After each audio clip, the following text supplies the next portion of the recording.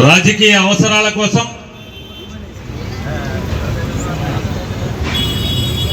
Vote ద్వారా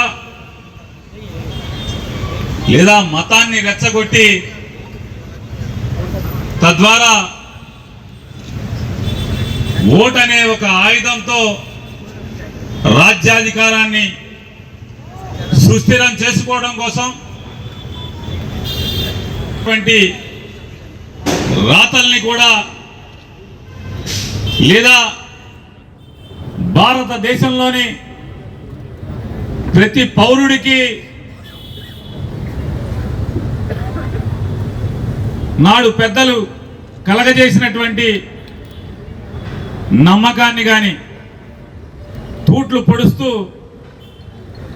ప్రజలిచ్చిన అధికారం మాటున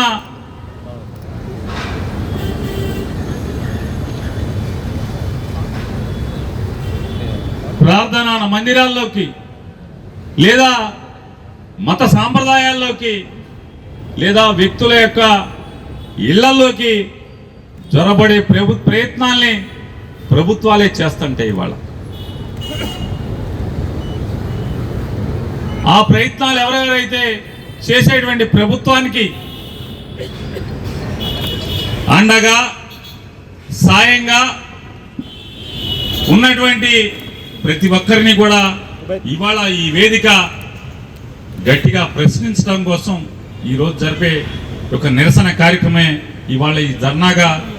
ఇవాళ ప్రతి ఒక్కరు కూడా అంటే ప్రతి మతానికి సంబంధించినటువంటి వ్యక్తులను కూడా మనం చూడాల్సినటువంటి అవసరం ఉంది. ఇవాళ హైందవుడిగా నేను జన్మించి హైందవ మతాన్ని నేను ఆచరిస్తున్నప్పటికి కూడా రంజాన్ మాసంలోనో లేదా ఈద్ రోజు రంజాన్ పండగ రోజు లేదా జరిగేటువంటి ఆ ప్రార్థనా కార్యక్రమాల్లో ఒక రాజకీయ నాయకుడిగా పాల్గొన్నప్పుడు ఉన్నటువంటి భయాల్లో చెప్పేటువంటి మాట కేవలం పాపం చేయడం మాత్రమే కాదు, పాపాలు చేస్తున్న వ్యక్తికి అండగా ఉన్న, పాపాలు చేస్తున్నటువంటి పాపాత్ములకి అండగా ఉన్నా లేదా కళ్ళు మూసుకుని చూస్తూ ఉన్నా కూడా పాపాత్ముడి కిందే లెక్క అనేది ఖురాన్లో చెప్తుందనేది ప్రతి భయాల్లో కూడా చెప్తారు. ఇవాళ భారతదేశంలో ఉన్నటువంటి అనేక భిన్న మతాల సంస్కృతిలో దేవుణ్ణి కొలిచే మతం ఏదైనా లేదా మనం నమ్ముకునేటువంటి దేవుడు ఎవరైనా కానీ భారతదేశంలో దశాబ్దాలుగా అన్ని మతాల వారు అన్నదమ్ముల వలె కలిసి బతుకుతున్నటువంటి ఈ దేశంలో ఇవాళ మతం పేరుతో కులం పేరుతో రెచ్చగొట్టి రాజకీయాలు పబ్బం గడుపుకోవాలి, అధికారాన్ని సుస్థిరం చేసుకోవాలి అంటే బతికున్నంతకాలం లేదా భూమి ఉన్నంతకాలం అధికారం మా చేతిలో ఉండాలనేటువంటి పాపపు ఆలోచన నుంచి పుట్టుకొచ్చిందే ఇవాళ 2024 వక్ఫ్ అమెండ్మెంట్ బిల్ అనేది కూడా ఇవాళ మనం ఖచ్చితంగా గుర్తించి తీరాలి. రెడ్డి గారి నాయకత్వంలోని వైఎస్ఆర్ కాంగ్రెస్ పార్టీ మాకున్నటువంటి లోక్సభలో ఉన్నటువంటి 4 లోక్సభ సభ్యులు కానీ లేదా రాజ్యసభలో ఉన్నటువంటి మా రాజ్యసభ సభ్యులు కానీ